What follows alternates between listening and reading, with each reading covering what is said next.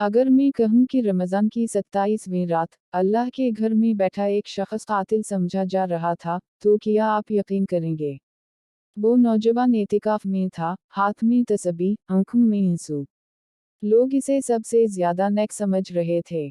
मगर उसी मस्जिद के बाहर पुलिस की गाड़ियां खड़ी थीं, क्योंकि 6 माह पहले एक नौजवान पुरस्कार तौर पर गायब हुआ था। और आखिरी बार इसे जिस शख्स के साथ देखा गया था, वो यही था। आज लैला अल कदर की रात थी। और जब इमाम साहिब ने मुआफ़ी की दुआ शुरू की, उसी लम्हे मस्जिद का दरवाज़ा ज़ोर से खिला। और एक आवाज़ गूंजी, हारिस कौन है? और एतिकाफ में बैठा वो नौजवान आहिस्ता से खड़ा हो गया। एतिकाफ में बैठा गनाहिगार। रमज़ान का आखिरी इशरा शुरू हुआ तो शहर की सबसे बड़ी मस्जिद में ऐलान हुआ कि एतिकाफ के लिए रजिस्ट्रेशन मुकम्मल हो चुकी है। लोग इबादत के जज्बे से लबरेज थे। मगर उसी हुजूम में एक ऐसा नौजवान भी शामिल था जो इबादत के लिए नहीं बल्कि अपने माजी से भागने के लिए मस्जिद में दाखिल हो रहा था। इसका नाम हारिस था। लोग इसे ज्यादा नहीं जानते थे क्योंकि वो पहले कभी बाकायदगी से मस्जिद में नजर नहीं आया था। लेकिन अचानक इसका एतिकाफ बैठ जाना सबके लिए हैरत का बायस था। वो खामोश था, नजरें झुकाए रखता था और हर वक्त तस्बीह हाथ में लिए बैठा रहता था। लोग कहते, देखो नौजवान नस्ल में भी कितनी नेकी है। मगर कोई नहीं जानता था कि इसके हाथ में एक ऐसा गुनाह हो चुका था जिसने एक खानदान की दुनिया उजाड़ दी थी। हारिस के जहन में हर रात एक ही मंजर घूमता था। 6 माह पहले की वो बारिश भरी रात, एक सुनसान सड़क, और इसका सबसे करीबी दोस्त फहद, जो इससे आखिरी बार मिलने आया था। इन दोनों के दरमियान शदीद झगड़ा हुआ था। बात पैसों से शुरू हुई और रना तक पहुंच गई। गुस्से में हारिस ने धक्का दिया। फहद पीछे गिरा और इसका सर पत्थर से जा लगा। खामोशी छा गई। हारिस ने इसे हिलाया, मगर फहद हरकत नहीं कर रहा था। खौफ ने इसे जकड़ लिया। वो मदद बुलाने के बजाय वहां से भाग गया। अगले दिन खबर आई कि फहद लापता है। लाश नहीं मिली। केस बन गया और हारिस के दिल में एक खबर बन गई। जब पुलिस की तफ्तीश दोबारा शुरू हुई तो हारिस के होश उड़ गए। उसी दौरान रमज़ान आ गया और इसने अचानक फैसला किया कि वो एतिकाफ बैठ जाएगा। वो समझता था कि मस्जिद की दीवारें इसे महफूज रखेंगी।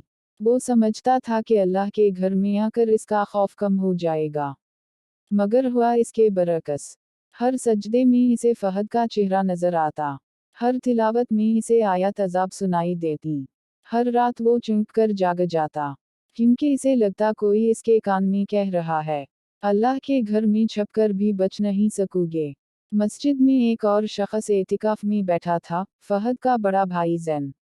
जैन की आंखें हर वक्त हारिस को देखती रहती। हारिस नजरें चुरा लेता। एक रात जैन इसके करीब आकर बैठ गया। इसने आहिस्ता से कहा, कभी कभी गुनाह इंसान को इबादत की तरफ धकेल देता है ना? हारिस के हाथ कांपने लगे। जैन ने मजीद कुछ नहीं कहा, मगर इसकी खामोशी हारिस के दिल में तूफान बन गई। मस्जिद में गैर मामूली रूहानी कैफियत थी। इमाम साहिब लैला अल कदर के बारे में बयान कर रहे थे।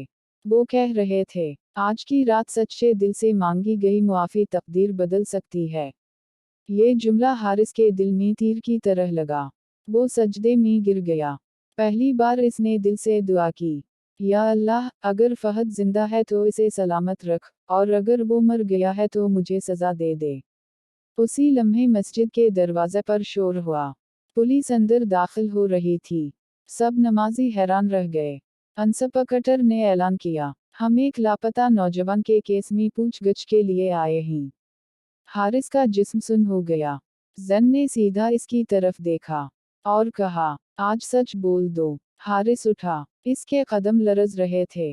वो पुलिस के सामने गया और बोला, मैं इकरार करता हूँ, मैंने इसे धक्का दिया था, मैं भाग गया था, मैं मुजरिम हूँ। मस्जिद में सन्नाटा छा गया।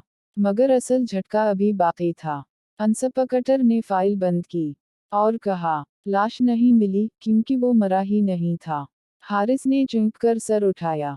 इंस्पेक्टर बोला, फहद जिंदा है, मगर वो बैरून मुल्क चला गया था, और इसने खुद ही राबिता तोड़ दिया था। हारिस की आंखों से आंसू बहने लगे। वो जमीन पर बैठ गया। 6 माह से जिस बोझ तले वो दब रहा था, वो बोझ इसके अपने खौफ ने बनाया था। असल सबक।